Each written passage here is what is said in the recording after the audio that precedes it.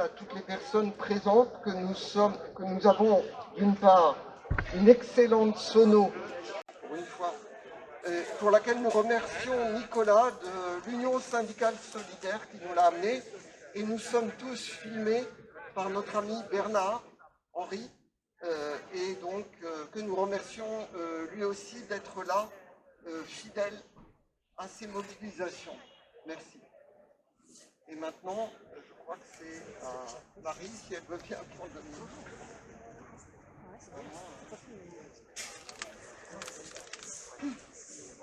Merci à tous d'être venus. Bon, je veux bien prendre le micro, mais c'est surtout pour vous donner la parole. Hein. Je vais faire l'introduction à cette réunion. Je m'excuse, je vais enlever mon masque parce que je n'arrive pas à parler avec un masque. Évidemment, vous savez pourquoi on est là, c'est le 32e anniversaire. C'est la commémoration, la 32e commémoration du massacre de la place Tiananmen. Et j'ai l'impression que cette année, l'émotion a encore grandi par rapport à il y a 32 ans. On pourrait penser qu'avec le temps, les choses s'émoussent, les gens sont blasés, il y a eu la Syrie, il y a eu ci, il y a eu ça. Et puis en fait, non. Et ce qui est intéressant, c'est que le gouvernement chinois, on dirait qu'il veut presque nous rendre service à nous les militants, parce que chaque action qu'il prend, chaque décision qu'il prend aggrave son dossier judiciaire. Si un jour il y a un tribunal de l'histoire qui va condamner le gouvernement chinois, alors vraiment le procès va être très très très long. Il a commencé il y a 32 ans, bon il avait commencé bien avant, mais enfin là nous on commence à partir de cette date du 4 juin 1989. À ce jour, on ne sait toujours pas combien de gens sont morts à ce moment-là. Bon, on peut dire très certainement plus de 1000. On ne sait pas combien de gens ont fait de la prison. Quand on lit le livre de Liao Yiwu, des balles et de l'opium, et qui nous décrit tous ces gens dont on a la connaissance au moment où ils sortent de prison, c'est-à-dire pendant qu'ils étaient en prison, personne ne savait qu'ils avaient été en prison. Dans un cas, il y en a un qui avait fait pipi contre un char, hein. Il s'est fait arrêter, il a fait ses 10 ans de prison, etc. Donc toujours pour des causes dramatiques. Et puis, le temps a passé, les Chinois ont voulu commémorer, chaque fois qu'ils ont voulu commémorer, ils ont été arrêtés. Le plus célèbre d'entre eux, bien sûr, a écrit un poème tous les ans, les élégies de Liu Xiaobo, et parce que, entre autres, il refusait d'oublier Tiananmen, il a été persécuté, il a été jeté en prison 4 fois de suite, et il y est mort, comme vous le savez, en juillet 2017. C'est un peu pour ça qu'on voulait à nouveau se rassembler sur la place Igor Stravinsky, qui est associée dans notre souvenir maintenant à son décès. En 2017, on avait fait un petit rassemblement pour pleurer son décès, et puis en 2018, on a été là encore. En 2019, on a mis la chaise de Wang Keping, la chaise vide, à cet endroit-là, et donc c'est un peu associé. Voilà. Cette année, on est obligé d'être ici à cause des travaux, mais enfin, c'est comme si on y était. Et donc, cette longue litanie de tragédies se termine avec un point d'orgue épouvantable, c'est la prise en main de Hong Kong. Cette prise en main de Hong Kong qui s'est faite en l'espace d'un mois, bon, évidemment, on le voyait venir, hein, il y avait eu toutes sortes de mesures successives, mais la nouvelle loi qui domine Hong Kong maintenant a transformé Hong Kong en une véritable cité chinoise, et en plus une véritable cité chinoise désignée du doigt, torturée, surveillée. Vous portez du noir, vous portez une rose blanche, vous allez vous faire arrêter. Aujourd'hui, c'est une chose qu'on n'a pas le droit de faire. Bon, malgré tout, les Hongkongais disent nous sommes comme l'eau, et ils arrivent à se promener un peu avec des bougies, etc. Enfin, ils sont arrivés aujourd'hui.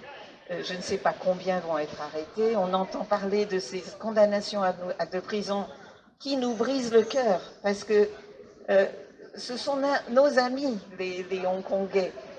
Ils se sont battus avec nous depuis 1989. D'abord en 1989 pour apporter des fonds à tous ceux qui en avaient besoin. Depuis 1989 pour commémorer dans la liberté avec leur vigile à Victoria Park. Et cette année, pour la première fois, donc il leur est strictement interdit de commémorer. Et s'ils le font quand même, ils ont 5 ans de prison. Voilà, c'est vraiment, on arrive à un summum de répression, de totalitarisme, et on se dit que Xi Jinping est dans une course éperdue en avant, et que maintenant, il va continuer, jusqu'à ce qu'il se brise contre un mur. Il faut bien qu'un jour il tombe sur un mur, mais bon, pour le moment, ce mur n'est pas encore arrivé, hélas, comme vous le savez tous. Ce que je voulais vous dire, c'est que nous nous sommes associés, je l'ai écrit à toutes les organisations qui ont bien accepté de venir aujourd'hui, nous nous sommes associés à un autre mouvement, qui est un mouvement de défense aux avocats défenseurs des droits civiques. Et ce mouvement est un mouvement mondial. On va essayer de prendre le plus de photos possible. Nous avons préparé les panneaux avec les noms de quelques avocats qui sont soit en prison, soit toujours en résidence surveillée, soit interdits de professer. Et pourquoi nous avons choisi de soutenir ce mouvement? C'est pour une raison très simple. Le gouvernement chinois, avec toute sa violence, avec toute son extrémisme, disons, a le malheur de ne pas être bête. C'est-à-dire qu'à partir du moment où vous enlevez les seuls avocats courageux, les avocats des défenseurs des droits civiques, que vous les mettez en prison, eh bien, tout le reste de la société n'a plus personne pour se faire défendre. Et ils ont réussi à, peut-être pas complètement étêter ce mouvement de défense des droits civiques, qui était un mouvement modèle, un modèle de pacifisme, d'intelligence et d'éveil des consciences des ouvriers chinois, des intellectuels chinois, de tous les cadres de la société chinoise, un éveil de conscience à ce que c'est mes droits. Il n'y a pas que la violence, il y a aussi mes droits. Maintenant, mes droits en Chine, ça n'existe plus. Il n'y a plus d'avocats pour défendre les victimes, il n'y a plus que des victimes, je dirais. Donc, on va s'associer à ce mouvement, et tous ceux qui voudront bien se faire prendre en photo avec le nom en chinois et en caractère latin d'un avocat, participera à ce mouvement mondial qui sera lancé le 9 juin. Donc, avec toutes ces photos, ils vont faire une vidéo pour soutenir moralement tous ces avocats qui sont victimes de la répression. Voilà. Et puis, ceux qui parmi nous en auront le courage, nous accompagnerons vers 19h, enfin on espère arriver vers 19h à la cartoucherie de Vincennes, parce que nous tenons beaucoup à ce qu'il y ait des bougies allumées en quantité pour faire des photos, pour envoyer ces photos vers Hong Kong et leur dire que vous n'avez pas pu vous rassembler pour allumer des bougies, mais on le fait pour vous, on pense à vous, et on vous envoie le message, et on envoie aussi le message à tous ceux qui n'ont pas oublié en Chine, et évidemment ils sont nombreux, et en particulier, qu'il ne faut surtout pas les oublier, Tiananmen Muqin, le mouvement des mères de Tiananmen, et à Madame Ding Zelin qui continue bien sûr à militer, et à toutes ces autres femmes courageuses qui disent vous avez pris nos enfants, vous avez pris nos maris, quand est-ce que vous allez enfin payer vos dettes? Maintenant, ils ne demandent plus la réhabilitation du mouvement, ils savent qu'il n'y a rien à demander au Parti communiste chinois, ils demandent que le gouvernement soit puni pour leurs crimes. Donc, les rôles se sont renversés, mais malheureusement, leur heure n'est pas encore arrivée, et il est très important de prononcer leur nom. Et enfin, évidemment, devant vous tous, vous êtes tous au courant, je prêche les convertis, bien sûr, les Han sont victimes de cette répression, ça va sans dire, et nous sommes avec tous ces Chinois victimes de la répression, mais aujourd'hui souffrent terriblement les Ouïghours. Nous apprenons sans cesse de nouveaux noms de personnes qui ont été arrêtées, torturées. Nous venons d'apprendre que la nièce de Abdul Weli, qui s'est exilée, qui est maintenant en Suède, est morte au bout de moins d'un an de retour en Chine. Donc elle s'est fait piéger, quoi. On a forcé sa mère à lui dire rentre en Chine, elle est rentrée en Chine, elle a été mise dans un camp et elle y est morte. Nous nous associons évidemment aussi dans cet esprit pour nos amis ouïghours et évidemment pour nos amis tibétains qui, depuis 1959, se rassemblent tous les 10 mars, qui nous rejoignent aussi tous les 4 juin, et qui eux aussi, subissent de plus en plus la répression du peuple chinois, du Parti communiste chinois, non pas du peuple chinois. Voilà, donc je voudrais maintenant donner la parole à tous ceux qui le souhaitent. On a de nombreuses associations, alors comme on est nombreux, je vous demanderai de ne pas être trop long. Et voilà, merci en tout cas à tous d'être là. Est-ce que vous pouvez vous présenter d'abord? Ah oui, alors, il a raison, Han Longli. 我赶快总结一下，对我们的中国朋友，我感谢你们这次都到这儿来。我说我们现在在纪念这个32年的天安门广场大屠杀。我说从这些32年呢，我们的那个痛苦好像越来越重，因为中共的罪恶越来越多。最近他们就镇压香港，以前他们抓了这些律师，维权律师，他们现在也在进行大屠杀，在新疆地区，他们对新疆人的待遇也是不可思议的。所以我们今天人比较多，我觉得是因为他们大家都跟我们一样，是对这个中国政府脑子最清楚。我们现在知道这个中国政府是什么样的一个政府，是一个最大的、最危险的大独裁。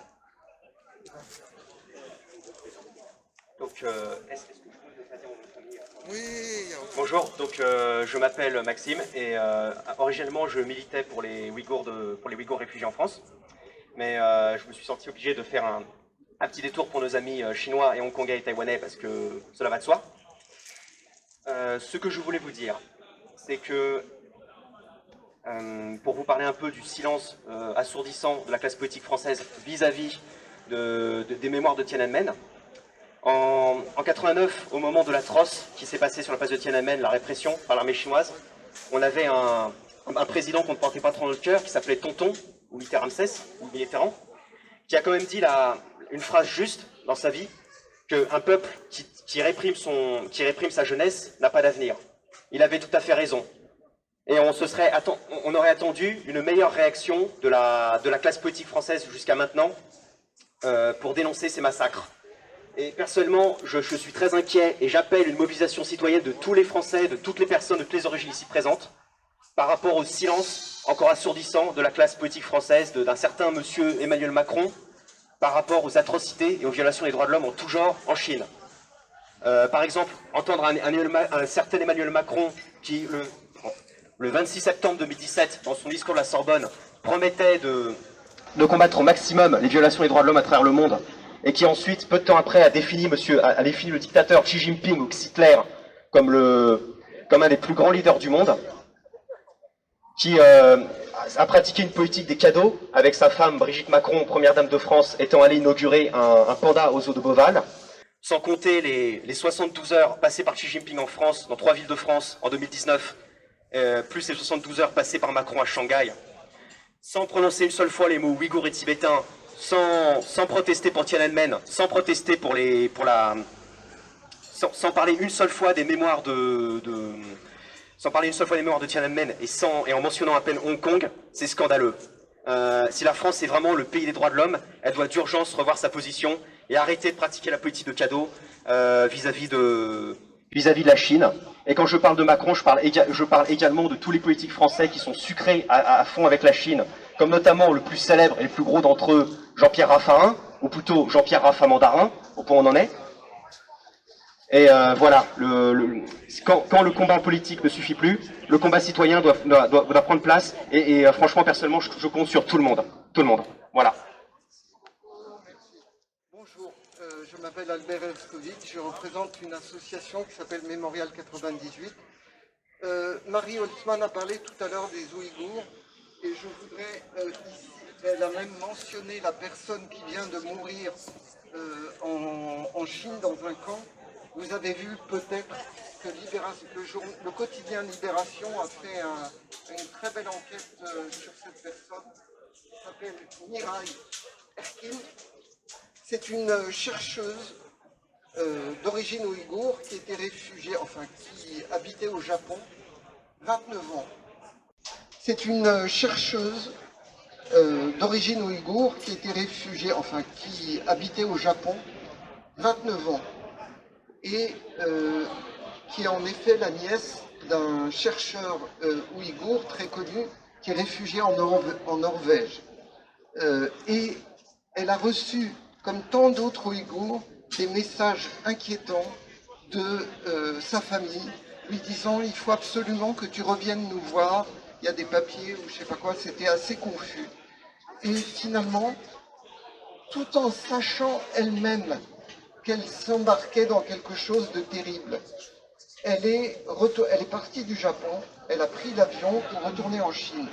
De l'aéroport de Tokyo, elle a pris contact avec son oncle, qui est donc un dirigeant du mouvement ouïghour réfugié en Norvège, lequel l'a supplié de ne pas y aller, en lui disant « tu sais ce qui va se passer ».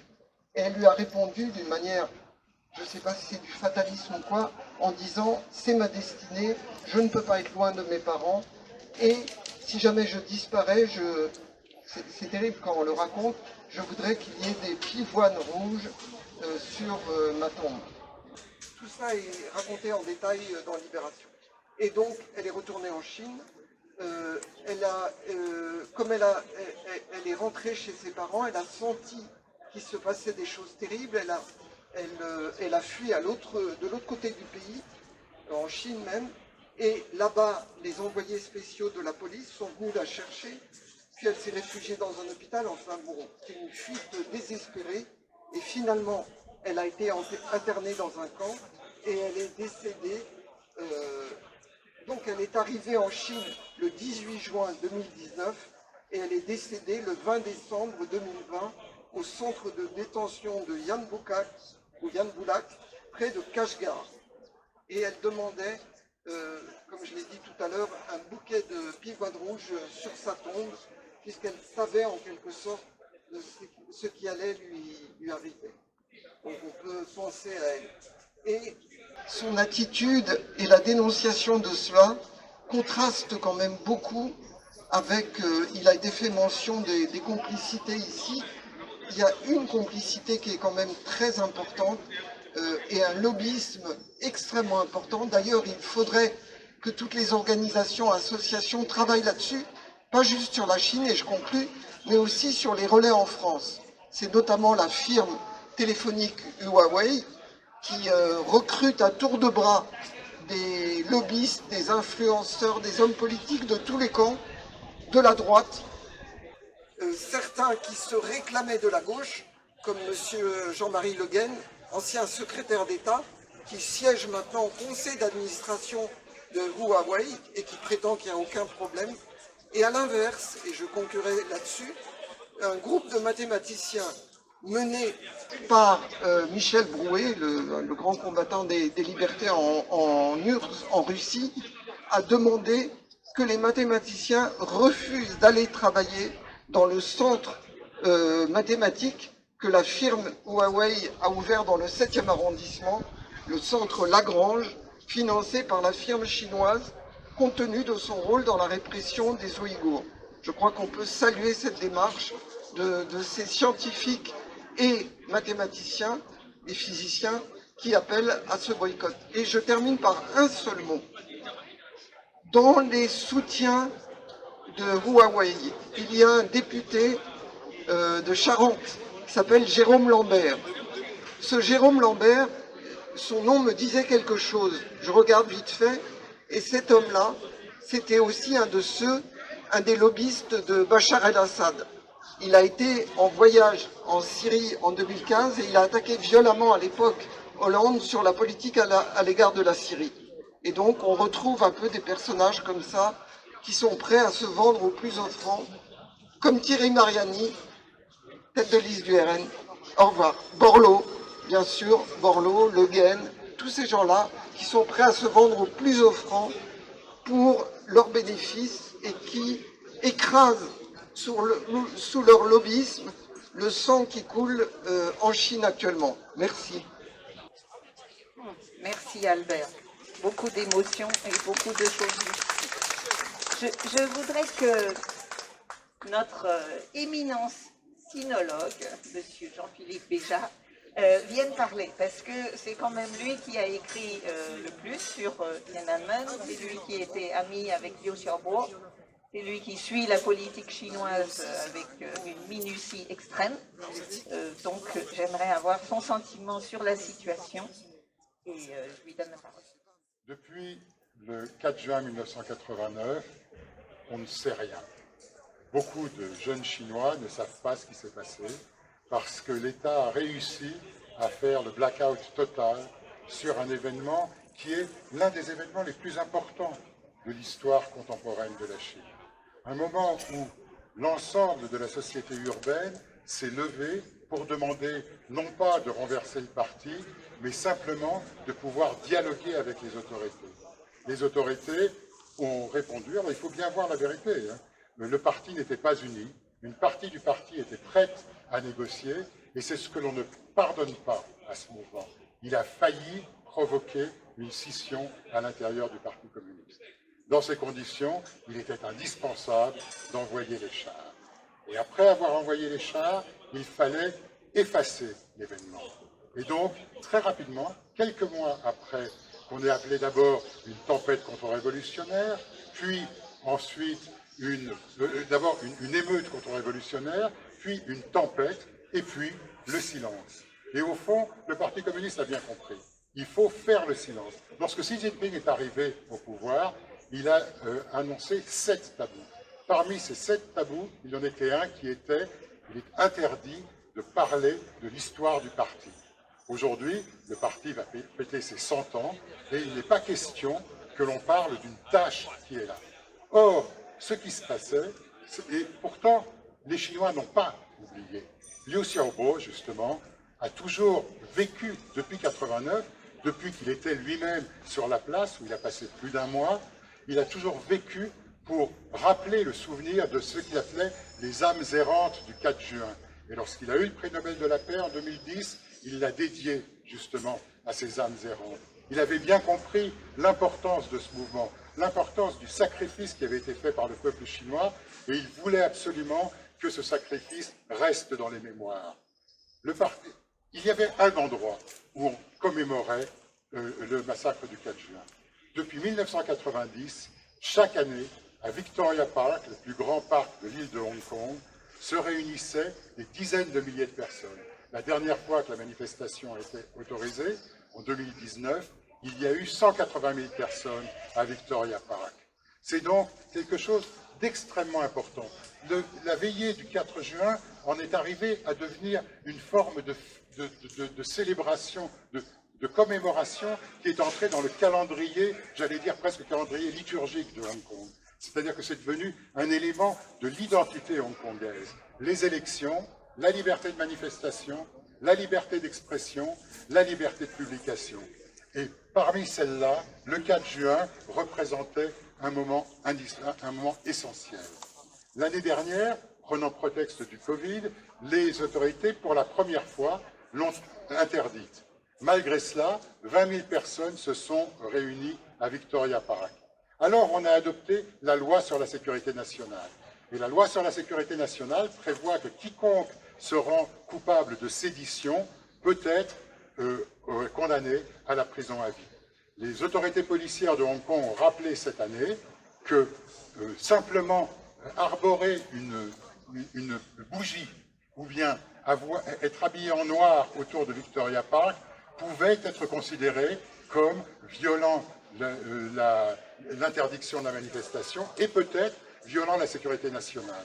Dans ces conditions, descendre simplement dans la rue pour parler du 4 juin, pour rappeler le 4 juin, était passible au minimum de 5 ans de prison.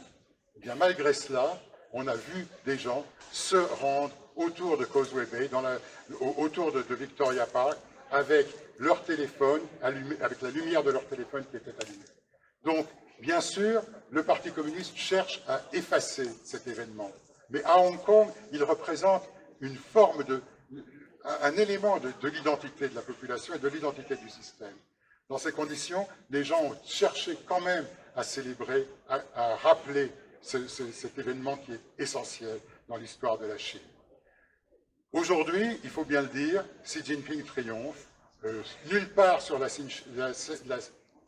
territoire de la Chine, il n'a été possible de commémorer cet événement. Donc, on est ici, infiniment moins nombreux qu'à Hong Kong, bien sûr, infiniment moins nombreux que si ça se passait à Pékin, mais 32 ans après, un événement qui s'est passé à 12 000 km d'ici, réussit encore à mobiliser une centaine de personnes à Paris, montre l'importance de cette mémoire. Je crois que nous sommes ici pour célébrer cette mémoire, pour montrer que, quoi qu'il arrive, on n'oublie pas. Rappelez-vous, cette année, on célèbre, on commémore le 150e anniversaire de la Commune de Paris. Rappelons aussi que, il s'est passé en 1871, en 1880, les communards ont été amnistiés, ils ont pu rentrer chez eux. Aujourd'hui, 32 ans après le massacre de Tiananmen, un certain nombre de personnes qui ont été exilées à cette époque sont encore ici et ne peuvent toujours pas rentrer en Chine.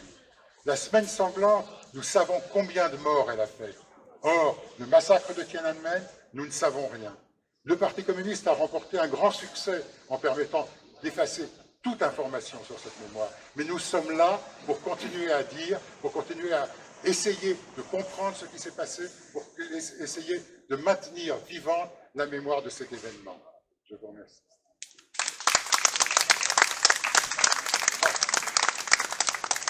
32年了，32年，32年前谁想到我们今天会在巴黎，纪念那个6·4？那个谁控制过去，谁就控制将来。这个是奥尔维尔说的一句话。中国共产党明白了这一点，在党权的时候，那个习近平有7个不讲，7个不讲中间有一个就是不能讲共产党的历史。今年是中国共产党的100周年，那个党纪不要这个纪念会被一些不好的一些黑暗面污染了，所以现在他们就决定在整个中国的土地上不可能纪念6·4。从90年到去年，那个6·4在香港是被纪念，有一个香港支联会，就是每年组织一个纪念6·4的晚会，每年有几万个人去参加。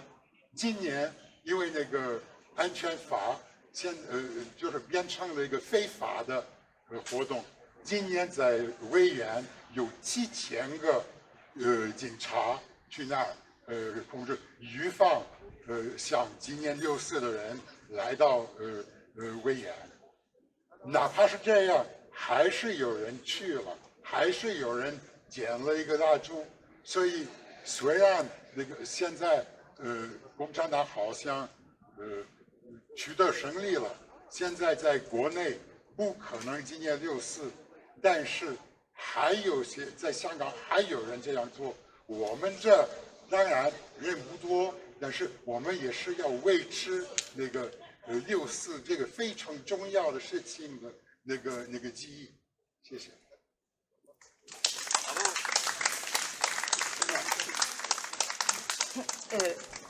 Je voudrais inviter Cécile à parler pour Amnesty International, mais avant, tant qu'il ne pleut pas, je vous rappelle qu'il y a cet événement photo. Si vous voulez bien, un à un, vous faire photographier, ou vous pouvez ne pas vouloir, ce n'est pas un problème. On veut rassembler le plus de photos possible pour les avocats. Donc, je sais que Anne Souleillac du barreau de Paris m'a dit qu'elle devait partir vite, donc je ne sais pas où elle est là. mais qu'elle donne l'exemple et qu'elle aille se faire prendre en photo, parce que c'est important qu'une avocate française aille soutenir ses collègues chinois. Ils en ont bien besoin. Merci.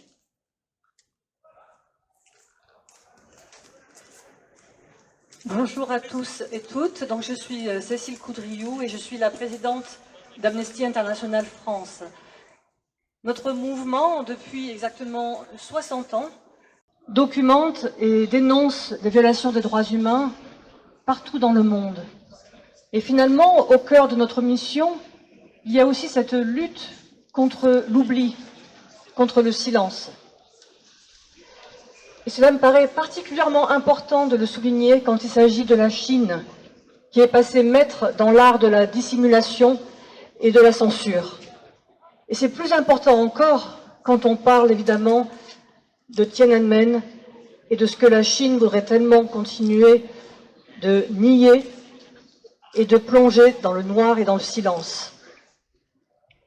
Depuis 32 ans, en effet, les autorités chinoises empêchent et étouffent tout débat sur la répression terrible qui s'est abattue sur un mouvement qui était un mouvement de contestation pacifique. Que demandaient ces jeunes étudiants, mais aussi ces travailleurs et ces travailleuses? Ils demandaient avant tout des réformes politiques, économiques. Ils demandaient la fin de la corruption. Ils demandaient le respect des droits fondamentaux et de la dignité humaine. La chape de plomb imposée par le gouvernement chinois est telle que l'on ne sait même pas encore aujourd'hui combien de personnes ont été tuées par l'armée lorsqu'ils ont envoyé les chars, ou combien de personnes ont été emprisonnées. 32 ans après ces faits qui nous rassemblent aujourd'hui, c'est bien le silence, c'est bien l'oubli que le gouvernement chinois cherche à tout prix à imposer, y compris hors de la Chine continentale. Plusieurs personnes avant moi ont évoqué Hong Kong. Et en effet, j'aimerais qu'on ait une pensée pour une figure de la contestation qui est surnommée Mamie Wang.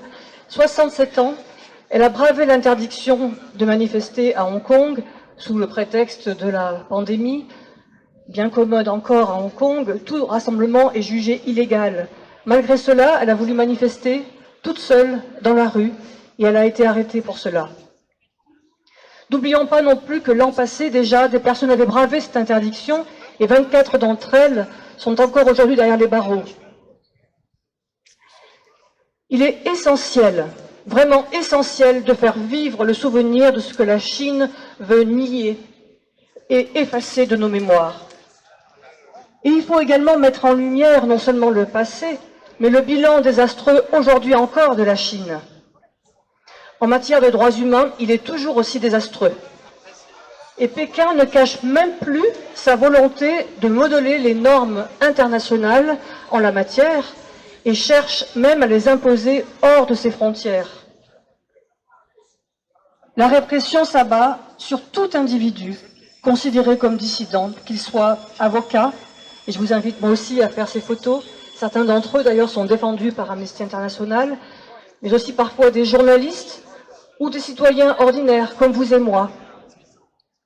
Quant aux minorités ethniques, je vois aujourd'hui ici des représentants de la communauté tibétaine que je salue, mais aussi des personnes de la communauté ouïghour, kazakh, mongole. Toutes ces minorités font l'objet d'une oppression systématique et d'un cynisme effarant. Ce sont ces deux versants d'une politique de contrôle et de surveillance de masse de la population chinoise et des minorités, surveillance qui tend de plus en plus à s'exporter. Et n'oublions pas que cette vision du monde qui est propagée par le gouvernement chinois a des impacts dramatiques et menace les libertés et parfois même la vie. Par exemple, avec la pandémie de Covid-19, lorsque le gouvernement chinois impose une censure, empêche la propagation de l'information qui pourrait sauver des vies, c'est avec un cynisme éhonté là encore. On a parlé de Hong Kong également avec cette loi sur la sécurité nationale. Eh bien, elle réduit terriblement les libertés individuelles et elle prévoit, ça paraît fou, mais c'est pourtant vrai, la possibilité d'arrêter et de poursuivre en justice toute personne, je dis bien toute personne à travers la planète qui enfreindrait cette loi quelle que soit sa nationalité, dès lors qu'elle passe sur le territoire chinois. Je voudrais revenir encore rapidement à ces questions de camps d'internement et de rééducation qui ont déjà été évoquées, mais c'est vraiment un drame qui se joue actuellement. Et la diaspora ouïghour, même hors de Chine, donc, est également persécutée. Ce sont des familles entières qui sont déchirées. Amnesty International a récemment sorti un rapport justement sur ces familles brisées, car non content de menacer les femmes et les hommes qui se sont exilés, d'enfermer également leurs enfants, aujourd'hui, ils empêchent ces enfants de pouvoir les rejoindre en en faisant des faux orphelins et en les enfermant eux aussi dans ces camps de détention, soi-disant de rééducation. Et nous allons poursuivre notre recherche sur la situation au Xinjiang, malgré les difficultés que vous connaissez pour Amnesty International, comme pour d'autres organisations, d'aller sur le terrain. Et justement, c'est pour moi l'occasion de conclure sur ce que nous pouvons demander à la communauté internationale. Elle doit réagir sans aucun doute bien plus fermement qu'elle ne le fait aujourd'hui.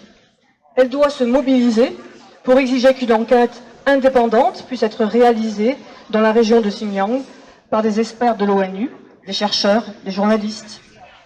Elle doit agir en défendant sans relâche son propre système de contrôle du respect des droits humains, car celui-ci est de plus en plus menacé de l'intérieur même des institutions censées les protéger. Elle ne doit pas céder à ces tentatives éhontées d'intimidation. Elle doit cesser de rester à ce point passive devant le refus de respecter le cadre du droit international, un cadre qui s'impose à tous les États signataires de conventions et de traités internationaux. Donc nous sommes tous ici réunis, assez nombreux, mais on aimerait qu'on soit encore plus nombreux évidemment pour célébrer ce courage qu'ont eu les personnes, non seulement la nuit du 3 au 4 juin, mais depuis 32 ans, pour faire en sorte que cette mémoire ne meure pas. N'oublions pas donc cette nuit, n'oublions pas tous les citoyens chinois qui ont exprimé finalement une aspiration bel et bien universelle à la liberté et à la dignité. Allumer une bougie plutôt que de maudire l'obscurité est, ironiquement, je dirais, un proverbe chinois qui a été le premier slogan d'Amnesty International. J'aimerais aussi dédier ce proverbe aujourd'hui parce que nous allons aussi allumer des bougies en commémoration pour honorer les victimes de la nuit du 3 au 4 juin. Donc contre l'oubli, contre le silence des bourreaux, soutenons toutes ceux et celles qui aujourd'hui encore reprennent ce flambeau avec le même courage. Je vous remercie.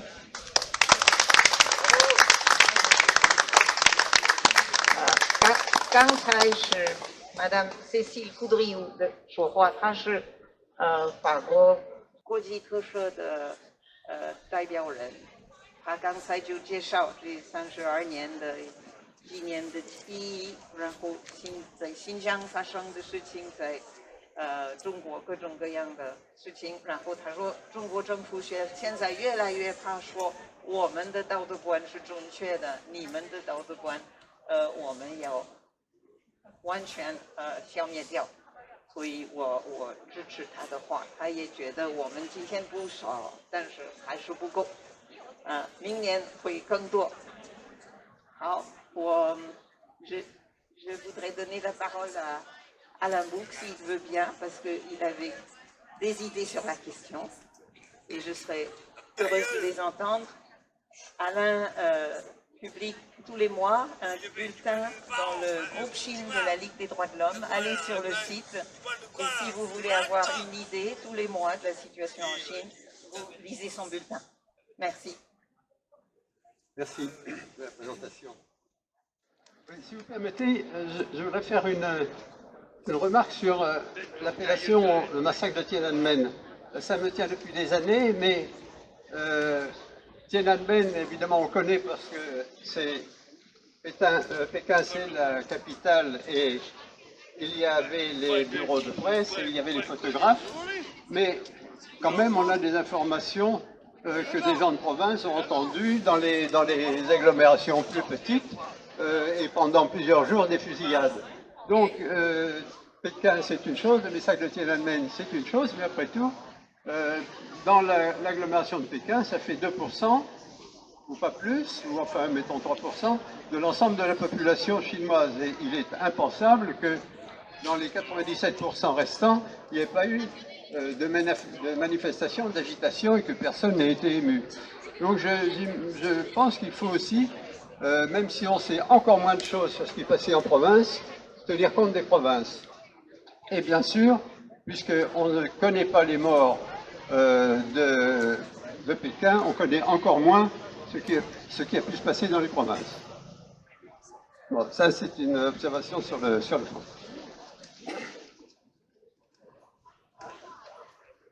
Maintenant, je voudrais exprimer quelques inquiétudes et peut-être vous les faire partager sur les menaces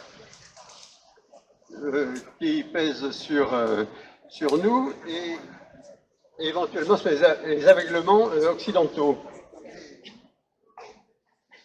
Bon, l'année dernière, à la réunion de l'année dernière, le problème qui se posait, c'était le projet de sécurité nationale, étendu éventuellement à Hong Kong. Alors, on n'y a pas tellement prêté d'attention, pourtant moins d'un mois après, le sort de Hong Kong était scellé. Peut-être on était pris surprise quand même. Et maintenant, bon, ça a été décrit, je ne reviens pas dessus, mais il n'y a pas grand-chose à espérer dans les mois à venir et la répression, la prise en main ne cesse de s'accentuer. Mais surtout, ce qui me paraît le plus important, c'est la dégradation de la situation internationale et en particulier par la place qu'occupe la Chine. Le régime chinois s'est renforcé dans tous les domaines et il ne cache pas qu'il cherche à prendre la première place dans le monde et à supplanter les États-Unis. Mais je ne sais pas si on se rend compte qu'il revendique dans les mers de Chine un espace qui est plus grand que la Méditerranée. Hein, à peu près peut-être 5 quarts à peu près de la Méditerranée. Et il intimide tous les États riverains. Et d'autre part, cette poussée ne cesse de s'élargir. Ce mois de juin, et je crois que c'est pour la première fois, les avions chinois ont survolé l'espace aérien de Malaisie. Ils ne l'avaient pas fait jusqu'à présent. Et puis, enfin et surtout, de toute la planète, l'endroit le plus chaud maintenant, c'est le détroit de Taïwan, où il est possible qu'un conflit international s'y déclenche. Mais ce problème est évidemment extrêmement grave, mais finalement on n'y prête pas grande attention parce que le conflit n'est pas certain. Alors on fait comme s'il était négligeable ou inexistant, et ça s'appelle la politique de l'autruche. Et on ferait bien d'y faire beaucoup plus attention qu'on ne fait. Alors, quant à la situation est d'autant plus grave que l'Union européenne, à laquelle on appartient, nonance volante, elle n'a pas les moyens de résister à la force chinoise. Elle est divisée, comme on sait, une partie, 11 pays, où, enfin le chiffre évolue quelquefois, mais 11 pays négocient à part, certains sont dans l'Union européenne, d'autres non, négocient à part avec la Chine et bloquent une partie de l'efficacité de l'Union européenne. La Grèce et la Hongrie s'opposent à toute motion qui serait défavorable à la Chine, désagréable pour la Chine, enfin critique.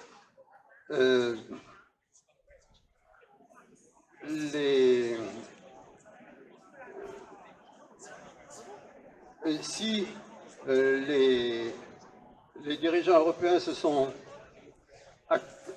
accordés sur le fait que l'on pouvait qualifier la Chine de rival systémique, ce qui veut dire quelqu'un qui veut prendre votre place ou vous remplacer, enfin se mettre, en tout cas imposer un autre régime que le vôtre, c'est pas du tout le langage des chambres de commerce, c'est le langage des hommes politiques. Et les chambres de commerce sont tout autre chose. Elles sont plutôt dans un climat d'amitié, de partenaires, et un peu de concurrence, mais surtout de partenaires.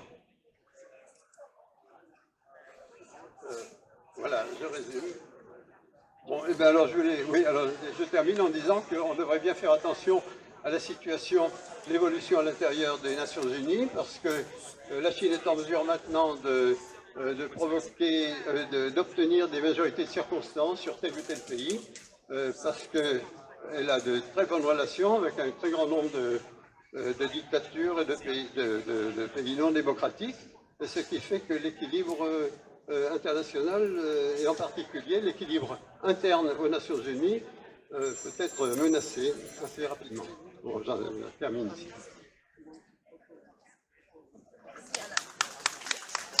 Oui. Alain a raison, hein. On ne fait pas assez attention à l'équilibre. Je voudrais donner la parole 3 minutes à Vincent pour nous parler un instant, si c'est possible, du rôle que la Chine a joué en Birmanie, un rôle tragique, mais pas longtemps parce qu'on a dit qu'on s'arrêtait à 6 heures, donc tous ceux qui veulent prendre la parole maintenant doivent le faire en 3-4 minutes. Merci.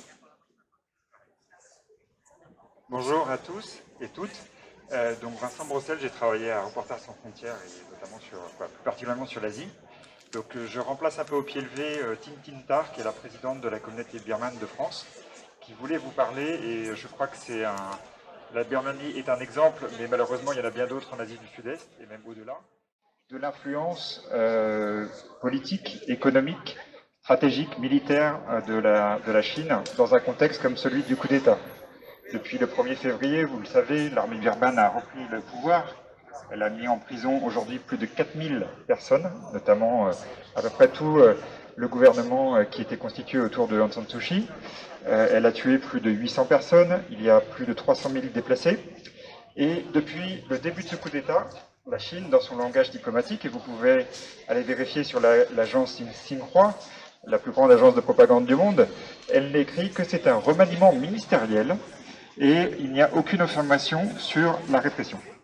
Alors qu'est-ce que ça veut dire la Chine en Asie du Sud-Est? C'est une influence qui est de plus en plus grandissante, et comme l'a dit Alain, il faut se méfier de ce qui se passe, les choses vont très vite. Et en Birmanie, la junte peut trouver 2 alliés de poids, la Russie, qui est plus pragmatique, c'est essentiellement pour vendre des armes, et la Chine. La Chine, quel est son intérêt?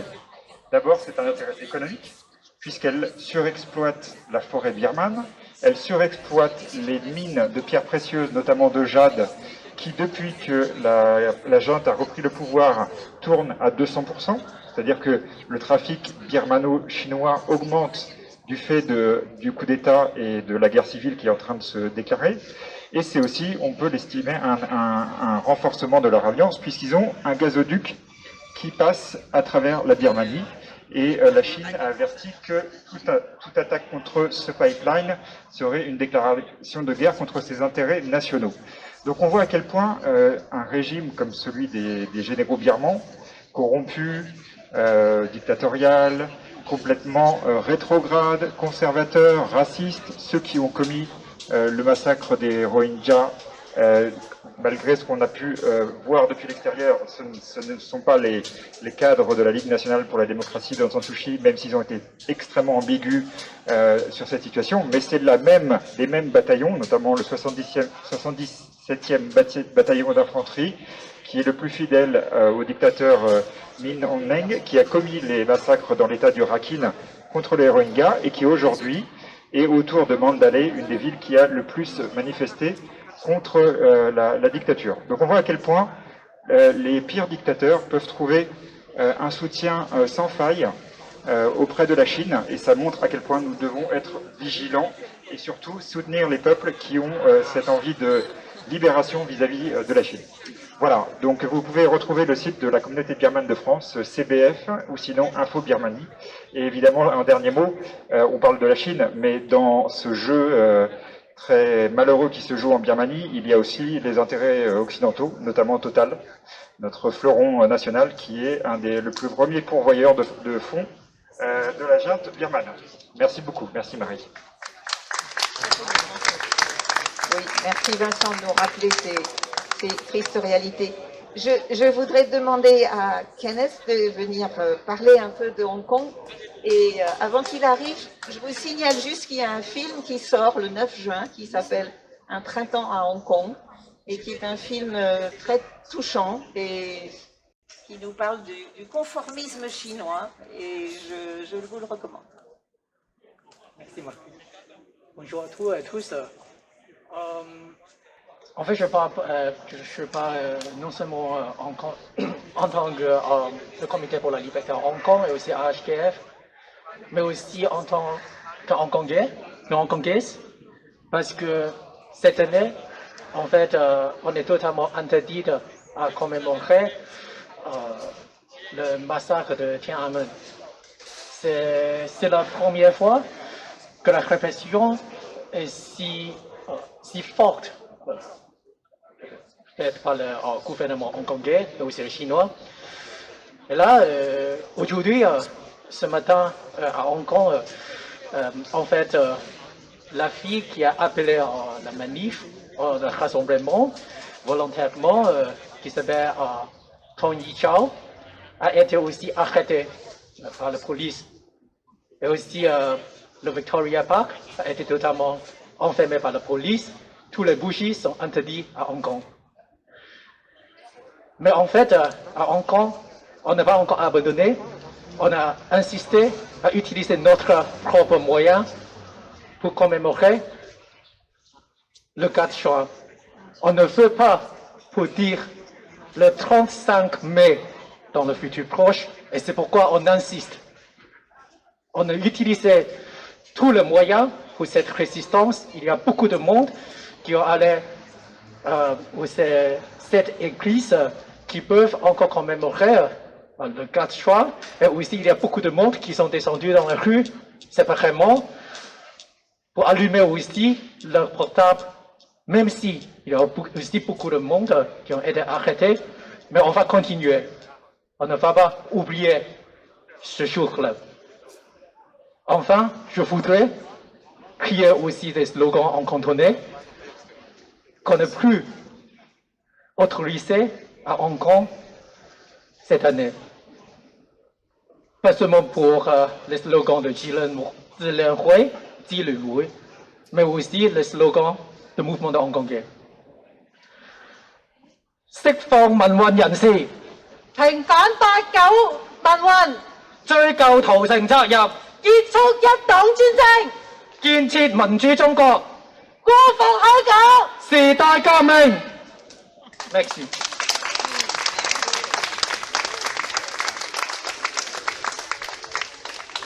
Merci beaucoup, Kenneth.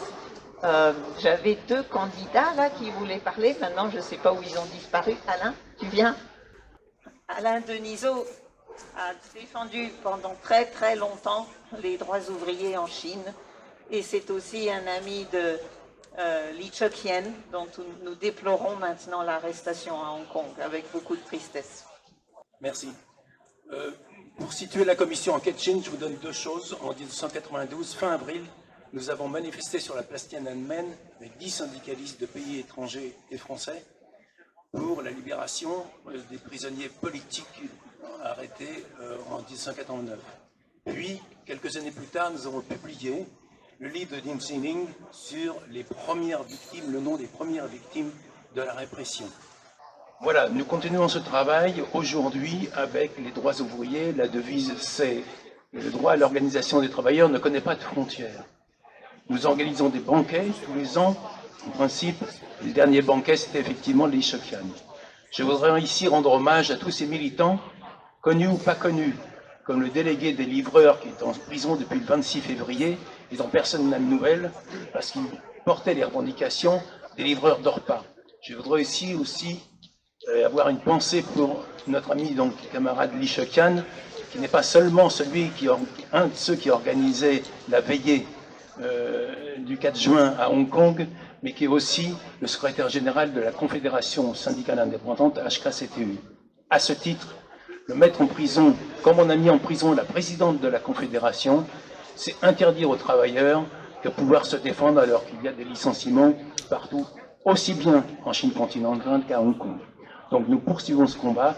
Vous pouvez lire éventuellement, si ça vous intéresse, le site que nous venons de monter. Ça fait 30 ans qu'on travaille, mais bon, on n'avait pas monté de site encore, qui s'appelle comme en Chine, comme ça se prononce, .org.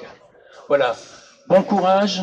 De toute façon, comme a dit cette militante en 1989, cette dirigeante étudiante, aussi sombre soit la nuit, le jour se lèvera. Monsieur Tsai Chong-kuo, lui qui fut sur la place Tiananmen et à Wuhan, et qui a vu ce qui s'est passé à Wuhan, on lui donne la parole. Merci. Bonjour. Oui, je suis. D'abord, je parle français, après, je parle chinois. 我先用法文讲，然后我用中文讲。Voilà, je suis quand même ému. Vous êtes là. D'abord, on est là avec notre ami à Hong Kong, avec tout le Hongkongais. C'est que, oui, tout à l'heure, là, Hongkongais qui vient de dire que malgré la répression, interdiction, mais beaucoup de Hongkongais, dont beaucoup de mes amis, sont manifestés. Je suis soufflé par Hongkongais, comme beaucoup de gens savent. Je tiens beaucoup Hongkongais à Hong Kong. Mais je voulais dire quand même, malgré la répression qui est de plus en plus forte, mais non pas seulement à Hong Kong, il y a des gens manifestés, même en Chine. Là, récemment, là, il y a les médias sociaux, ça s'appelle Clubhouse. On fait plusieurs réunions équivalentes conférences dans Clubhouse. Une chose m'a étonné, c'est que beaucoup de Chinois s'intéressent. Qu'est-ce qui s'est passé à 89? Ça me donne quand même espoir. Il faut continuer. 这个我们今天在这里，还是挺感动的。那么首先呢，我觉得我们还是要跟香港在一起，香港人在一起，因为他们还是很多人在维园来纪念六四，是吧？其实这一点我没有用法文讲啊。其实你要知道，六四我经常说的，它发生在北京，它其实更是一个香港的事件，是吧？因为89年六四的时候，中国人看不到整个过程，是香港有非常多的记者和国际记者在北京，是香港人他看到了这个事件发生的全过程，所以他们一开始不了解中国人，到后来他们被中国人感动，被中国的大学生他们敬佩中国的大学生，他们开始喜欢上了中国的大学生，然后这个时候中国的大学生在他们面前倒下来。所以香港无数的人，那个时候不但有上百万人游行示威，无数人哭了多少年，是吧？所以六四对香港人特别重要，所以知道这一点，就知道今天的香港人是多么痛苦。OK， 我刚才讲到就是说，有个 Clubhouse， 它一个软件，我最近在 Clubhouse 上呢跟很多人讲六四。一个事情叫我非常惊讶的是，非常多的中国留学生，当然还有一些中国年轻人在中国，他们给我提了非常多的问题，我没想到这么多的年轻人对六四这个真相发生了什么还感兴趣，这个叫我非常感动。所以我们不管怎么样，我们还是应该保留我们的希望。OK， voilà， on continue. Merci.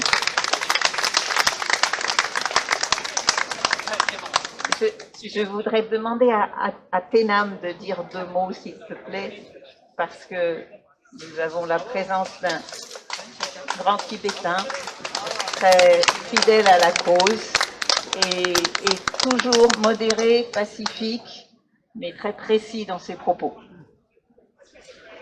Merci Marie. Testele, bonjour. Ni hao. En tant que Tibétain, je suis très honoré d'être ici pour cette 32e anniversaire de la massacre de Tiananmen de 89. En tant qu'un Tibétain, il y a un lien entre qu'est-ce qui s'est passé juste avant le 3-4 juin 1989 et les Tibétains. Car c'était suite le mort de Huyaban. Donc il y a eu tous ces rassemblements, c'est ça qui a déclenché ce mouvement. Et Huyaban, c'était aussi quelqu'un qui est très proche, où les Tibétains sont assez reconnaissants par rapport à Huyaban, car c'était le premier dirigeant chinois qui a, dans un sort, il a accepté les répressions ou ce que la partie communiste avait fait au Tibet et les Tibétains depuis 1959. Donc c'était lui qui avait dit que les Tibétains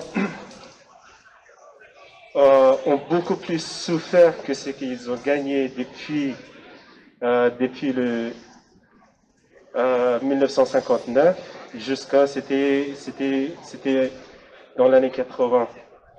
Donc c'est pour ça en tant qu'un Tibétain, je vois un lien direct entre qu'est-ce qui s'est passé ou ce qui a déclenché ce mouvement du Tiananmen de 89 et les Tibétains. Et puis, je suis là aussi pour ce qu'on dit chez les Tibétains, les arbres, ils ont les racines. Le peuple, ils ont l'histoire et la mémoire. Et je pense que c'est ça qui est très très important. Car aujourd'hui, la Chine essaie de réécrire l'histoire du passé. La Chine essaie de réécrire qu'est-ce qui s'est passé au Tibet, qu'est-ce qui est en train de passer au Turkestan oriental, qu'est-ce qui se passe aujourd'hui à Hong Kong et tout ça. Donc, je suis très très honoré et je pense qu'il faut souligner que même si le massacre de Tiananmen, ça date aujourd'hui 32 ans, c'est le même parti en pouvoir aujourd'hui, c'est le même dirigeant, ils sont les mêmes représentants, la partie est toujours là. Donc, je pense qu'il faut défendre la liberté du peuple chinois, le peuple tibétain, le peuple ouïghour, les Hongkongais, et aussi défendre le Taïwan qui subit des menaces quotidiennes de la part du Parti communiste de la Chine. Je vous remercie.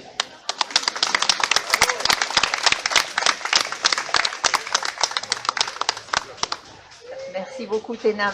Et alors, tous ceux qui veulent nous suivre, nous irons ensuite au Théâtre du Soleil pour déposer des bougies.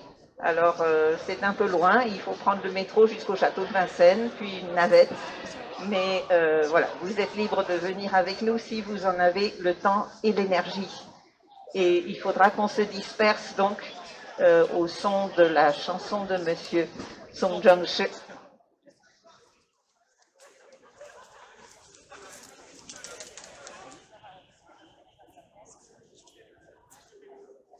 Bonjour les amis, je viens aujourd'hui avec vous, les Français, les Hongkongais, les Ouïghours, les Tibétains et les gens qui proviennent des autres peuples. Je suis chinois Han et maintenant je suis citoyen français d'origine chinoise. Il y a 32 ans, lorsque la massacre sanglante avait eu lieu à la place Tiananmen, à ce moment-là, j'étais un étudiant chinois qui faisait ses études en France. À ce moment-là, je pensais mes camarades de Pékin à la place Tiananmen, à Pékin et dans les autres villes chinoises. Donc, j'ai rédigé le 5, le 6 et le 7 juin 1989, quelques chansons.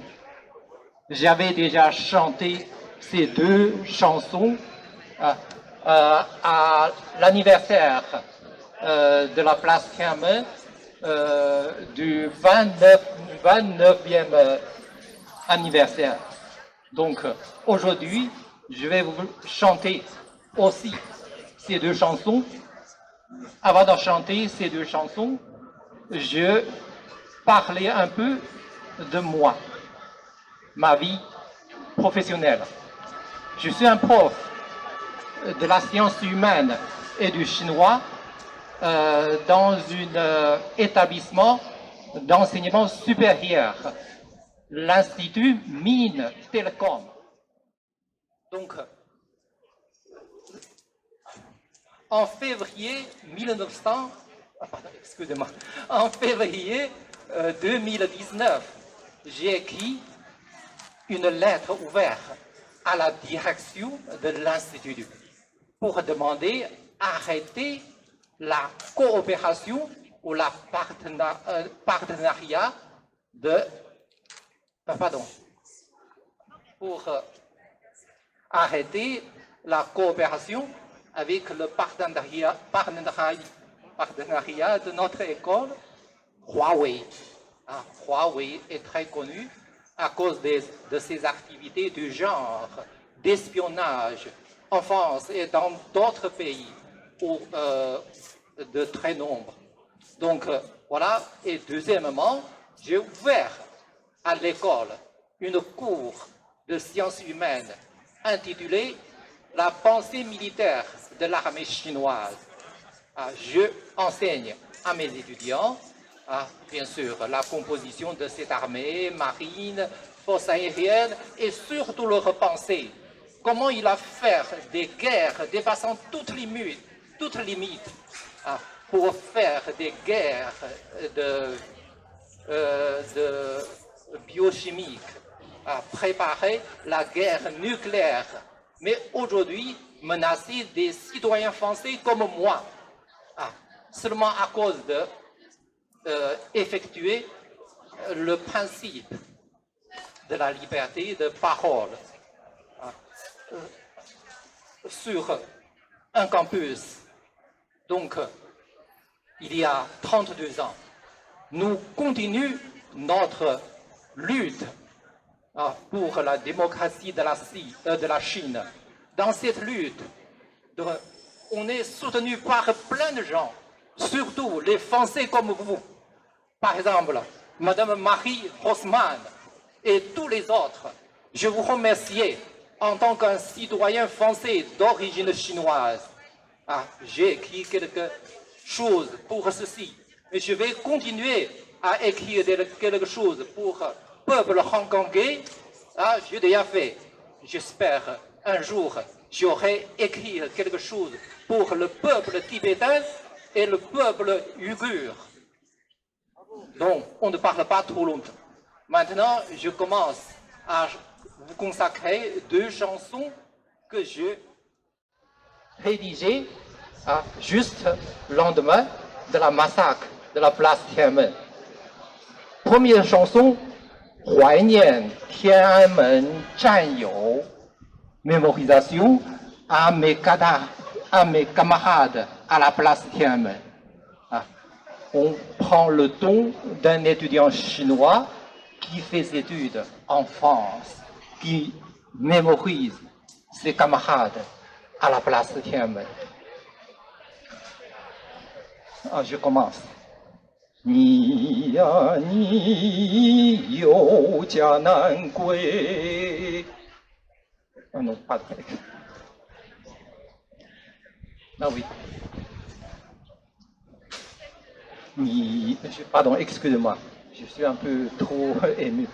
你呀你有家难归，我呀我有国难回。长安街上枪声起， 10年改革付流水，坦克把我心压碎，一片爱死记海内。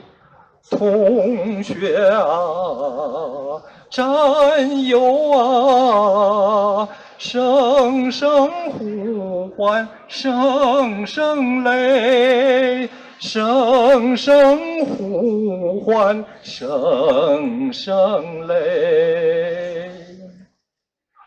不知此刻你的安危，不知何时我们再相会。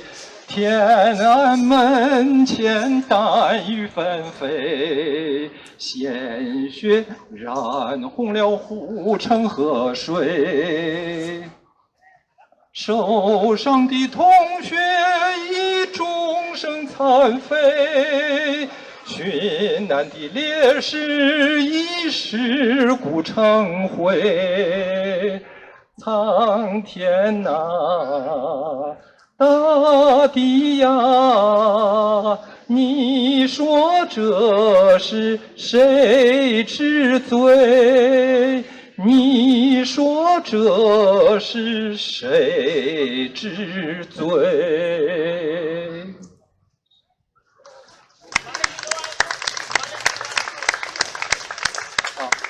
第二首歌 deuxième chanson。Je suis désolée, nous nous sommes engagés à nous arrêter à 18h, donc nous respectons nos engagements. Alors, je vous dis à tous, à tout à l'heure à la cartoucherie de Vincennes si vous voulez nous accompagner. Et hélas, à l'année prochaine, si les choses ne se sont pas encore arrangées en Chine, mais on ne sait jamais. Peut-être que la Chine va devenir démocratique dans quelques semaines. Voilà, espérons. À bientôt.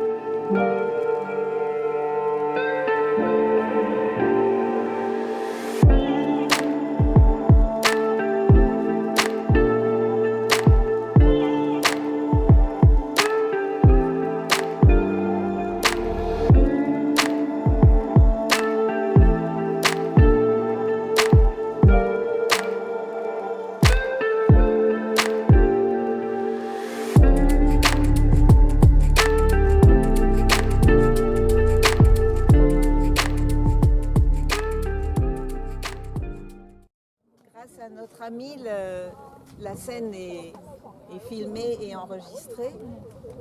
Coucou. Donc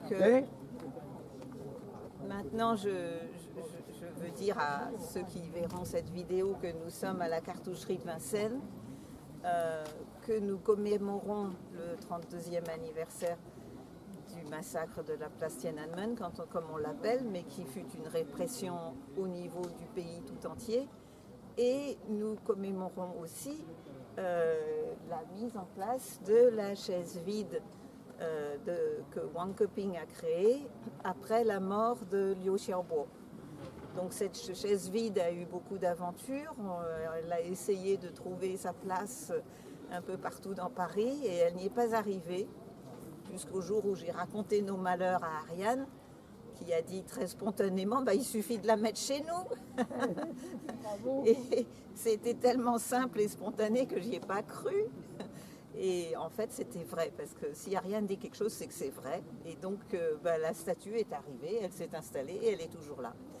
Et nous en sommes très honorés parce que nous sommes dans un lieu de culture, un lieu qui a maintenant 40 ans d'âge. C'est arrivé ici en 70, mais le lieu date de 1870. Enfin, c'était pas un lieu de culte. C'était pas le théâtre du Soleil. Voilà. Donc nous sommes au théâtre du Soleil. Nous espérons que le soleil va bientôt se lever sur la nouvelle pièce d'Ariane Mouskine que nous sommes pressés de voir, mais c'est encore un grand secret, donc on ne sait pas quand on va la voir, mais un jour, oui. heureusement. Et donc maintenant, je voudrais que ceux qui n'étaient pas avec nous tout à l'heure s'avancent, notamment les camarades de Solidaires. Je voudrais dire que les camarades de Solidaires sont très très présents dans le combat pour les ouvriers et les syndicalistes et les militants de Hong Kong. Et donc ils ont proposé de lire un texte. Nous sommes tous très attristés par les condamnations qui sont tombées sur des gens comme Lee Chok-yen, comme Jimmy Lai maintenant, et bien d'autres. Et donc je vous laisse la parole. Merci. Les syndicalistes hongkongais et hongkongais sont aujourd'hui en grand danger. Est-ce que vous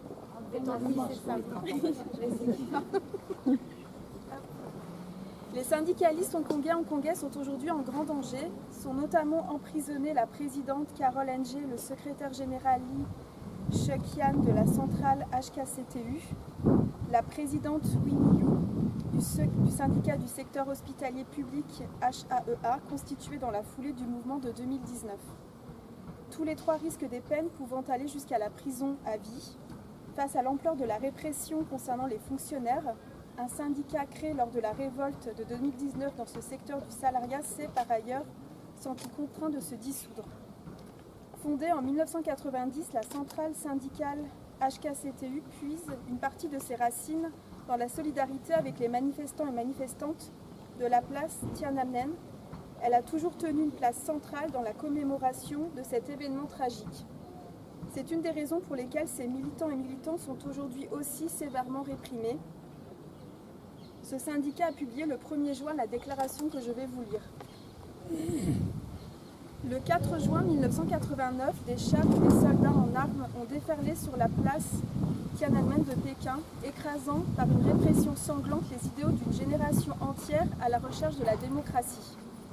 Les forces obscures qui ont piétiné le peuple chinois il y a 32 ans ont maintenant étendu leur action à l'ensemble de Hong Kong. Depuis la mise en œuvre de la loi sur la sécurité nationale en juillet 2020, les droits humains et les libertés n'ont cessé de se détériorer à Hong Kong, les manifestants et manifestantes étant arrêtés et emprisonnés, la liberté d'expression et de pensée remise en cause, le droit de réunion et de manifestation brutalement supprimé. Récemment, le régime est devenu encore plus agressif. La police a menacé d'interdire le CHRF, Front Civil pour les droits humains, avec l'ordonnance sur les associations, tandis que le ministre du Travail a annoncé qu'il allait intensifier sa mainmise sur les syndicats, avec l'ordonnance sur les syndicats. Il est prévisible que le régime lance prochainement une vague d'attaques contre les groupes et organisations autonomes de la société civile. Au cours du mouvement pro-démocratie de 1989 en Chine continentale, les étudiants et étudiantes et les salariés sont descendus dans la rue pour demander la mise en œuvre des libertés constitutionnelles de la presse, d'expression et d'association, ainsi que la protection des droits de réunion et de manifestation. Sans démocratie, il n'est pas possible d'exercer un contrôle du pouvoir politique et de lui faire contrepoids. Pour cette raison, la protection de la liberté des citoyens et des citoyennes n'est pas assurée. 32 ans plus tard, Hong Kong subit un sort comparable. Un grave recul de la démocratie parlementaire, ainsi qu'une menace inédite sur les libertés et les droits dont jouissait auparavant la population. Malgré la tyrannie, la rudesse du chemin à parcourir et l'obscurité de la nuit, nous avons choisi d'être confiantes dans l'avenir. Nous croyons que l'avenir n'est pas inéluctablement dicté par la volonté du régime en place, mais qu'un espoir reposant sur les luttes populaires continue à exister. De la campagne en 2009 contre le projet de loi sur l'article 23 du texte servant de constitution, au mouvement des parapluies pour le suffrage universel en 2014 et au mouvement de 2019 contre le projet de loi sur l'extradition et pour la défense des libertés, chaque lutte que nous avons traversée a fait vivre les convictions et idéaux du mouvement pro-démocratique de 1989. Le souvenir de 1989 est devenu une source de force dans nos luttes contre le totalitarisme. Il a servi d'inspiration morale aux différentes générations pour rejoindre le mouvement démocratique. Chaque année, dans le parc Victoria, des dizaines de milliers de bougies illuminent la nuit et sont une lueur d'espoir, rendant claires et distinctes les lignes floues entre le bien et le mal, la liberté et la dictature, la démocratie et le totalitarisme. Il s'agit de cicatrices de l'histoire, mais c'est d'elle que vient la force. C'est l'histoire du passé qui perpétue la résistance du présent. Le 4 juin de cette année, nous continuons à commémorer les événements du 4 juin, à transmettre notre foi inébranlable à la lumière de nos bougies et à prolonger le chemin ininterrompu de la résistance démocratique de 1989 à nos jours. Préservons la mémoire, continuons la lutte. Nous allons vous distribuer plus tard un tract, car le syndicat nous invite à écrire aux syndicalistes emprisonnés que j'ai cités précédemment. Voilà, je vous remercie.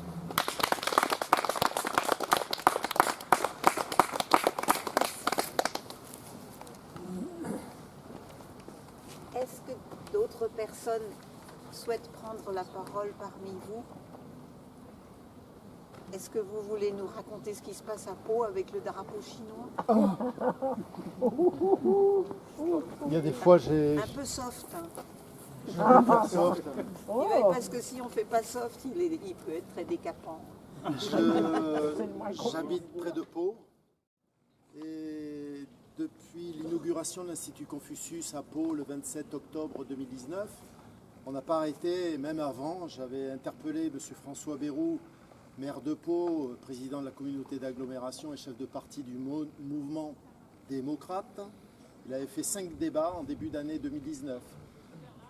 Sur les 5 débats, je suis intervenu pour parler de ce qui se passait en Chine. Il m'a écouté puisque je l'ai répété à chaque fois. Je l'ai relancé 5 fois. Ça ne l'a pas empêché d'inaugurer l'Institut Confucius de Pau en présence de l'ambassadeur de Chine le 27 octobre 2019, où là avec l'association Impact on a foutu un peu le bazar. On n'a pas arrêté de mettre des articles sur un site qui s'appelle Alternative Pyrénées, notamment pour parler de Liu Xiaobo, justement l'inauguration de la chaise, on a mis l'article. Encore récemment, j'ai mis un article parce que sur le boulevard principal des Pyrénées, qui a une vue sur les Pyrénées, avec les chemins de la liberté en 39-45 qui sont passés par là, les gens qui cherchaient la liberté, ils sont passés à Pau. Et donc, il y a des drapeaux qui sont associés avec les communes qui sont jumelées avec l'histoire de Pau. Et vous avez le drapeau français, le drapeau allemand, ce qui est normal, l'association France-Allemagne, c'est normal. Et vous avez ensuite le drapeau chinois. Vous avez le drapeau espagnol qui fait partie, nous on a le Parlement de Navarre, c'est-à-dire on a l'Espagne à côté. Vous avez le drapeau anglais avec l'histoire anglaise de la ville de Pau. Le drapeau américain, ça faisait partie d'un peu l'histoire, le premier vol des frères Wright à Pau, ainsi de suite. Et vous avez en tout dernier, avant-dernier, le drapeau suédois. Vous savez que la Suède a été le premier pays à inaugurer un Institut Confucius, mais ça a été aussi le premier pays qui, en 2020, a fermé son dernier Institut Confucius. Donc vous avez le drapeau suédois, vous avez le drapeau européen et le drapeau du Béarn. C'est-à-dire que le drapeau européen est vraiment expulsé à l'autre bout.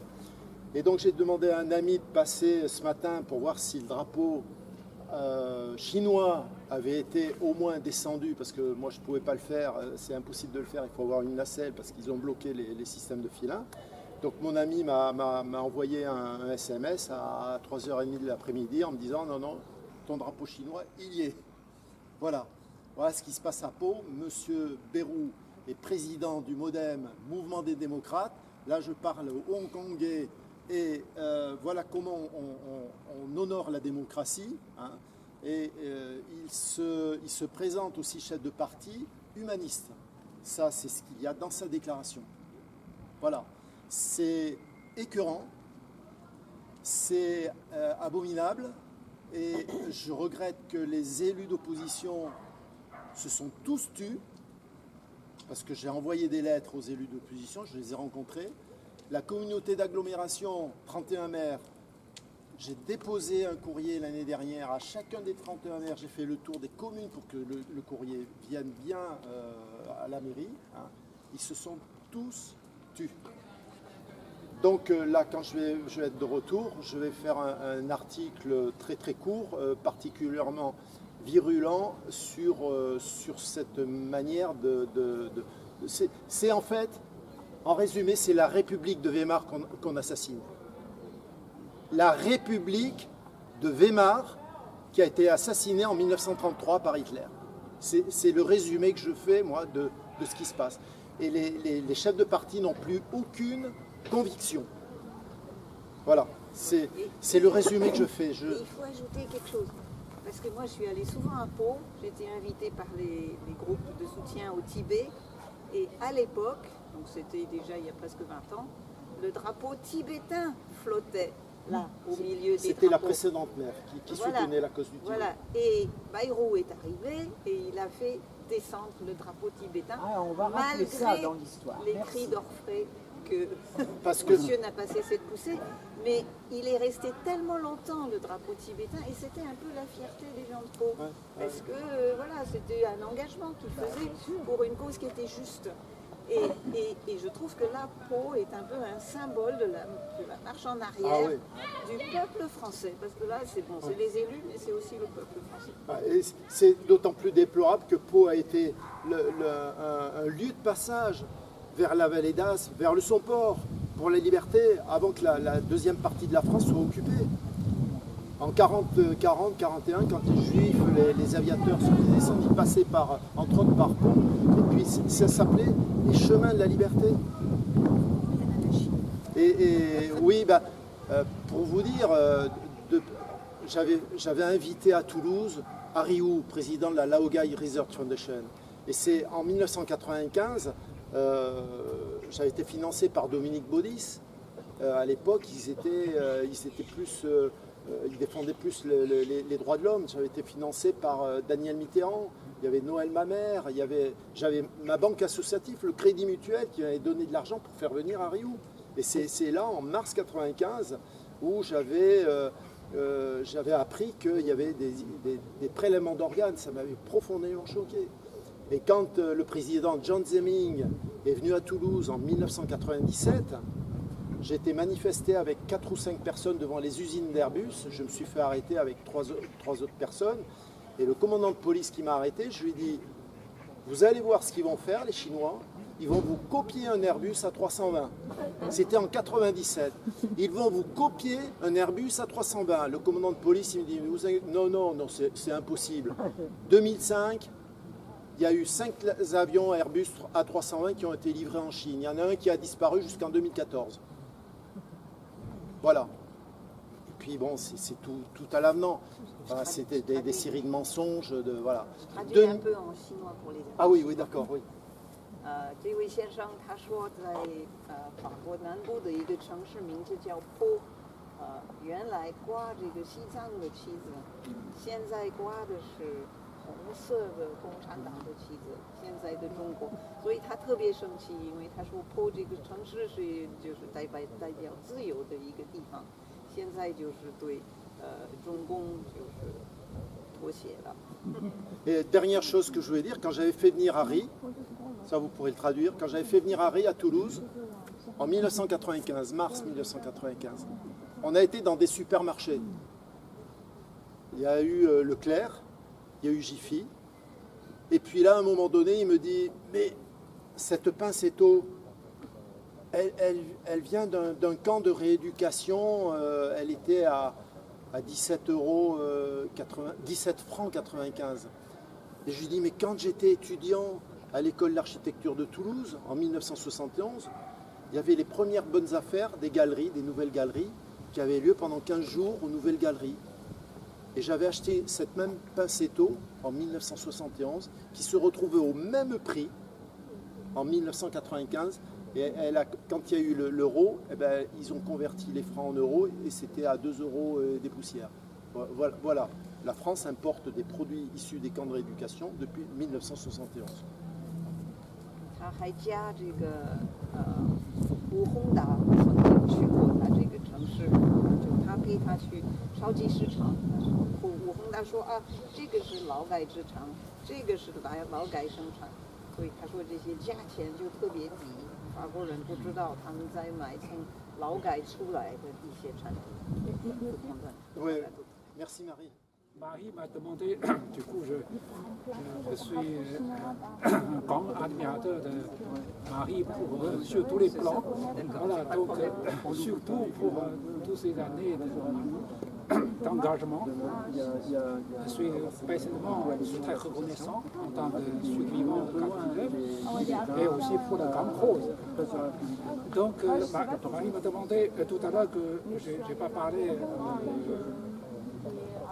maintenant, elle m'a dit qu'on parlait de 3 mots.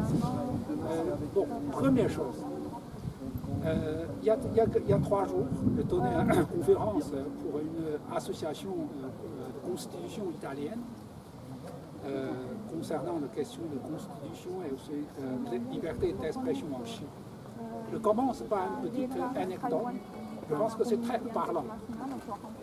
Il y a quelques années, je crois qu'il y a 3 ans ou 2 ans, lorsque la visite de Xi Jinping en Italie, il y a une journaliste italienne qui se fait engueuler, menacée directement par un diplomate chinois. Vous êtes qui? On sait très bien. Vous critiquez tout le temps la Chine. Fais attention toi-même en Italie. Et donc, j'ai écrit j'ai écrit un article aussi pour New York Times dans la version chinoise il y a 2 ans. Je commençais par cette anecdote. Justement, je vais dire c'est quoi par là-dessus. Je dis qu'aujourd'hui, la commémoration qu'on fait ici, c'est plus simplement une affaire concernant la Chine. C'est quelque chose qui concerne la France, concerne ce monde. Et l'expansion, cette prise de Hong Kong, tragiquement, sous nos yeux, 30 ans après, est-ce que ça sera un scénario un jour pour les autres endroits, pour les autres pays? C'est un enjeu mondial. C'est une question que tout le monde doit se poser.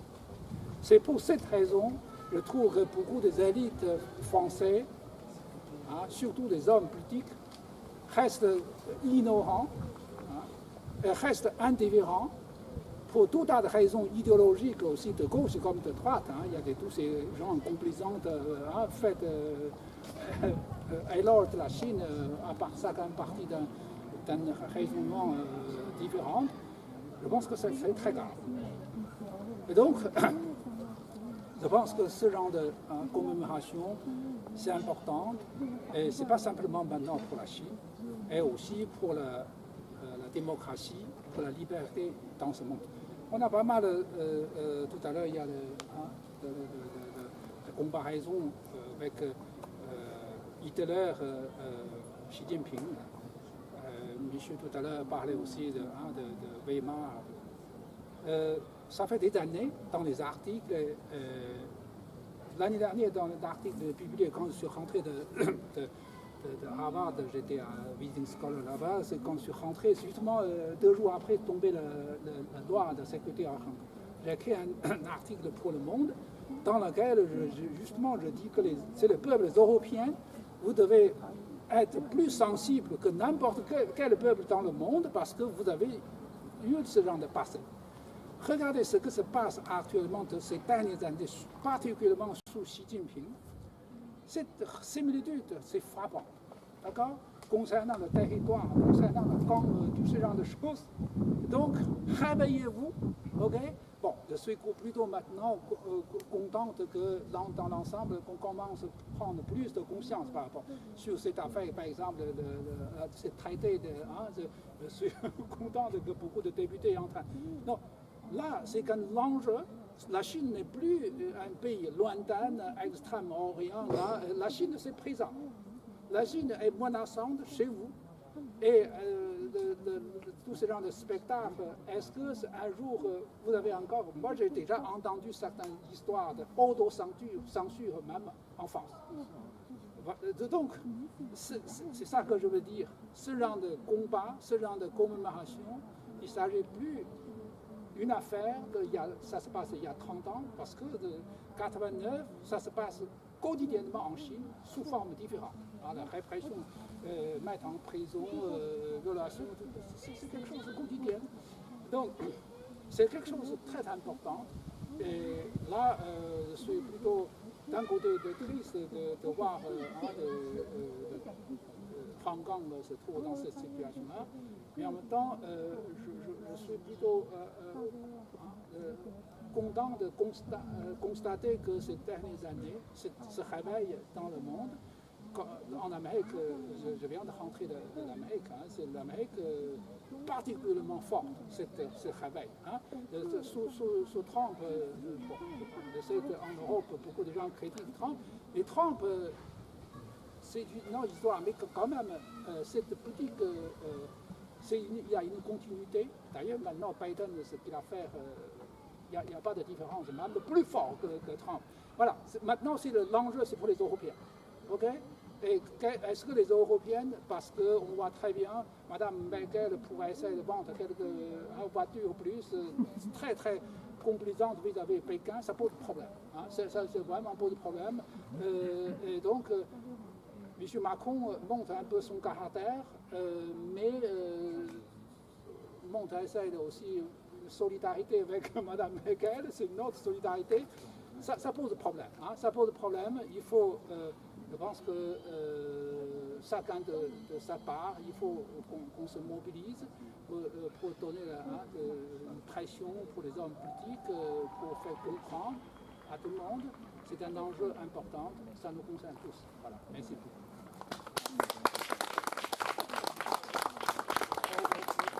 我想这里边所有人都懂法语吧，不用我再翻译。我基本讲的意思就是说。 我们现在做这种悼念这个记忆的这种博弈呢，这种战斗呢，不是仅仅是一个简单是为中国。现在因为中国的这样的一个状态，它是关系到我们所有人，甚至关系到法国的民主。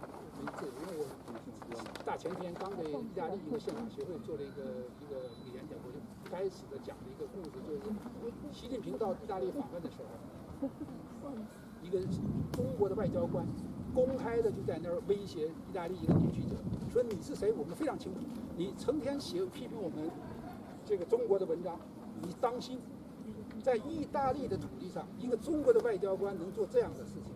那你想想，如果中国继续这个下去，将来有一天，凭什么不能威胁你什么总统、你的议员？这现在市场已经开始，所以这个就是为中国的这个89年的事情的这种记忆，现在不仅仅是一个中国的事，而且是关系到世界的这个民主的自由，甚至关系到世界的，所以这个我在刚才意思就是说，我们做这个事情有多重的含义，就希望这个西方的这个欧洲、法国的这些精英们都尽早的这个意识到这个问题的严重性这个行动起来。好，谢谢。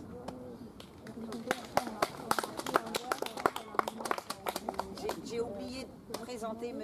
Zhang Lun, qui a participé au mouvement de 1989 en Chine, qui a donc dû fuir la Chine, qui a, avec beaucoup de courage et d'énergie, passé sa thèse en français, appris le français. Il est maintenant professeur à l'université de Cergy et on est très fiers de lui parce qu'il n'y en a pas beaucoup qui ont réussi ce tour de force, ce qui n'est pas évident parce qu'il n'avait pas du tout appris le français avant de venir en France. Voilà. Il est bientôt l'heure du couvre-feu. Je vous rappelle que nous sommes ici pour envoyer un message aux gens de Hong Kong.